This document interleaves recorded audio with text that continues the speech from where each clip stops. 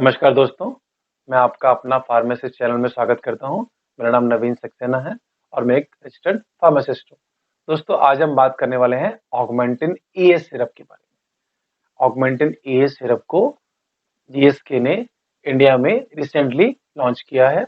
Augmentin ES syrup एक antibacterial combination है जिसमें एमॉक्सिसिलिन और क्लेवुलिक एसिड का कॉम्बिनेशन होता है। ऑगमेंटिन जीएसके का एक रिसर्च बेस्ड प्रोडक्ट है।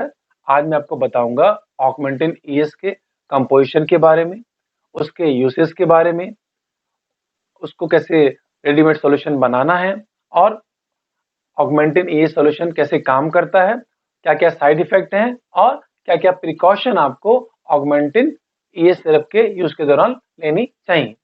तो चलिए चलते हैं और ऑगमेंटिन ईएस के बारे में और इंफॉर्मेशन लेते हैं। जैसे मैंने आपको बताया, ऑगमेंटिन ईएस सिरप में एमॉक्सिसिलिन एंड क्लेवुलिक एसिड का कॉम्बिनेशन होता है। ऑगमेंटिन ईएस में ईच फाइल में एमॉक्सिसिलिन 600 mg होता है और क्लेवुलिक एसिड 42.9 mg होता है। इस तरह से ईच फाइल में 642.9 mg का कंपोजिशन होता है। ऑगमेंटिन ईएस 50 ml की बोतल, कांच की बोतल में आता है, जिसका प्राइस है 203 रुपीस। मैं आपको बताता हूं कि ऑगमेंटिन ईएस सिरप को डॉक्टर कहां प्रिस्क्राइब करते हैं।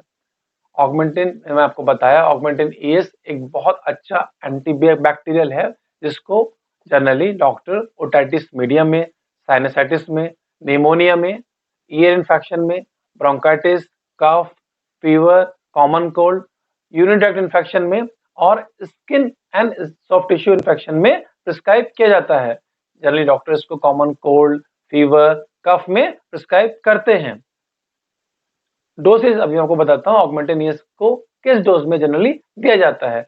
ऑगमेंटिन ईएस की जो डोज है वो 90 मिलीग्राम पर KG per day in 2 divided dose होती है, जिसको इसके साथ दिए गए लीफलेट में अच्छी तरह से बताया गया है कि आपको कैसे ऑगमेंटिन ईएस सिरप को अपने बच्चे के वेट के अनुसार देना है। मैं आपको कुछ एग्जांपल बता देता हूं।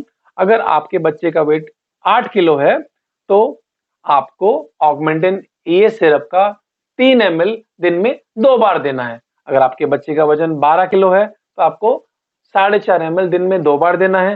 अगर आपके बच्चे का वजन 20 किलो है तो आपको 7.5 ml दिन में 2 बार देना है। इस तरह से आप ऑगमेंटिन ईएस सिरप को अपने डॉक्टर की प्रिस्क्रिप्शन के अनुसार एवं अपने बच्चे के वेट के हिसाब से दिन में 2 बार दे सकते हैं। अभी आपको बताता हूँ कैसे आपको ऑगमेंटिन ईएस सिरप को बनाना है। ये एक ड्राई पाउडर के फॉर्म में आता है और इसमें एक मार्क दिया हुआ है, देखिए ये मार्क विजिबल है। यहाँ तक आपको या तो डिस्टिल वाटर लेना है या आप पानी को बॉईल कर सकते हैं और उसको फिर ठंडा होने के बाद, मतलब नॉर्मल होने के बाद इसके अंदर डाल सकते हैं और इसको धीरे धीरे शेक करते रहना है, जिससे कि वो पाउडर उस पानी में या डिस्टिल वाटर में डिजोल्व होता रहे। आपको एक साथ इसमें पानी नहीं डालना है, थोड़ा थोड़ा पानी डालना है, उसको शेक करते रहना है और आपको इंश्योर करना है कि जो सॉल्यूशन है वो इस पॉइंट तक, ये पॉइंट आपको दिख रहा है, यहाँ तक बनना चाहिए। सॉल्यूशन बनने के बाद आपको इसको, जब भी आपको बच्चे को देंगे, आपको इसको अच्छे से शेक करने के बाद ही बच्चे को देना है और यूज करने के बाद इसको रेफ्रिजरेटर में रख देना है। आपको ऑगमेंटिन ईएस सिरप जिसको बनाया आपने 7 दिन के अंदर यूज कर लेना है और उसके बाद अगर बचता है तो उसको डिस्कार्ड कर देना। मैं आपको बताता हूँ कि ऑगमेंटिन ईएस सिरप कैसे काम करता है। देखिए इसके अंदर 2 मॉलिक्यूल है, एमॉक्सिसिलिन जो एक पेनिसिलिन है जो बैक्टीरिया को मारता है, और जो क्लेवुलिक एसिड है वो बीटा लैक्टमेज प्रोड्यूसिंग जो बैक्टीरिया होते हैं, जो बीटा लैक्टम एंजाइम प्रोड्यूस करते हैं, तो क्लेवुलिक एसिड उस एंजाइम को इनहिबिट करता है और इस तरह से ये दोनों मिलके ऑगमेंटिन में ईएस में एमॉक्सिसिलिन एंड क्लेवुलिक एसिड मिलके बहुत अच्छा एंटीबैक्टीरियल इफेक्ट देते हैं और ये बहुत सारे बैक्टीरियल इन्फेक्शन में बहुत अच्छा काम करता है। अभी मैं आपको बताता हूँ ऑगमेंटिन ईएस के साइड इफेक्ट के बारे में। देखिए नौशिया, वॉमिटिंग, पेट में दर्द होना, डायरिया हो जाना, का वीकनेस फील करना, भूख ना लगना और कभी-कभी जॉन्डिस हो जाता है, स्किन पीली पड़ जाती है। और अगर कोई बच्चा ऑगमेंटिन के जो कंपोजिशन है मतलब एमोक्सिलिन या क्लेविक एसिड से एलर्जिक है, तो उसको कुछ एलर्जिक रिएक्शन भी हो सकती है, जिसमें उसको स्किन पर रैश आ सकता है, उसकी सांस लेने में तकलीफ हो सकती है और उसको चेहरे पे कुछ स्वेलिंग भी आ जाती है। कुछ-कुछ केसों में वेजिनाइटिस की प्रॉब्लम भी देखी गई है, जिसमें कि वेजाइनल इन्फेक्शन हो जाता है। अब मैं आपको बताता हूँ क्या-क्या प्रिकॉशन लेनी चाहिए आपको ऑगमेंटिन ईएस सिरप के यूज़ के दौरान।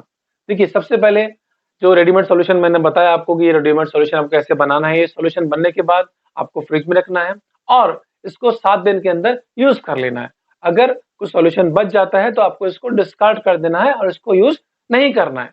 अगर आपका बच्चा एमोक्सिसिलिन या क्लेविक एसिड किसी से भी एलर्जिक है, तो आपको डॉक्टर को बता देना है और डॉक्टर डिसाइड करेगा कि उसको ऑगमेंटिन ईएस प्रिस्क्राइब करना है या नहीं करना है। और सबसे इम्पोर्टेंट बात आपको बताता हूँ कि आपको ऑगमेंटिन ईएस का जो कोर्स डॉक्टर ने बताया है, जितने दिन के लिए लिखा है, उतने दिन पूरा उसको देना है। देखिए क्या होता है, जब बच्चे को प्रॉब्लम हो रही थी, फीवर था, कुछ ओटाइटिस मीडिया था, साइनसाइटिस था, जिसमें हम डॉक्टर के पास गए थे और डॉक्टर ने उसको ऑगमेंटिन ईएस सिरप प्रिस्क्राइब किया। लेकिन जैसे ही सिम्पटम खत्म हो जाते हैं, हम उसको एंटीबायोटिक देना बंद कर देते हैं। लेकिन ये बहुत गलत है। डॉक्टर ने जितने दिन के लिए लिखा है, हमको एंश्योर करना है कि बच्चे को हम उतने दिन एंटीबायोटिक का कोर्स पूरा करें। क्योंकि ऐसा ना करने पर बैक्टीरियल रेजिस्टेंस के चांस बढ़ जाते हैं और हो सकता है कि नेक्स्ट टाइम जब आपके बच्चे को सेम इन्फेक्शन हो, तब ऑगमेंटिन ईएस सिरप काम ना करे। इसके लिए आपको जो ड्यूरेशन है एंटीबैक्टीरियल का, वो पूरा करना है और उसका कोर्स पूरा करना है। और जो आपको डोज़ डॉक्टर ने दी है, उस डोज़ को ही पूरा देना है। अगर डॉक्टर ने आपको बताया कि 5 एमएल दिन में 2 बार देना है, तो आपको 5 एमएल दिन में 2 बार देना है। ना उसको कम देना है, ना ज़्यादा देना है। और अगर कोई सीरियस साइड इफ़ेक्ट आपको दिखता है, तो आपको इमीडिएटली डॉक्टर को इन्फॉर्म करना है और डॉक्टर डिसाइड करेगा कि बच्चे को ऑगमेंटिन ईएस सिरप कंटिन्यू करना है या डिसकंटिन्यू करना है या उसका डोज़ कम करना है। तो मैं आशा करता हूँ आपको ऑगमेंटिन ईएस सिरप के बारे में काफ़ी इन्फॉर्मेशन मिल गई होगी। अगर आपको ये इन्फॉर्मेशन यूज़फुल लगती है, तो प्लीज़ इस इन्फॉर्मेशन को लाइक करिए, शेयर करिए और मेरे चैनल आपका अपना फार्मासिस्ट को सब्सक्राइब करिए। धन्यवाद।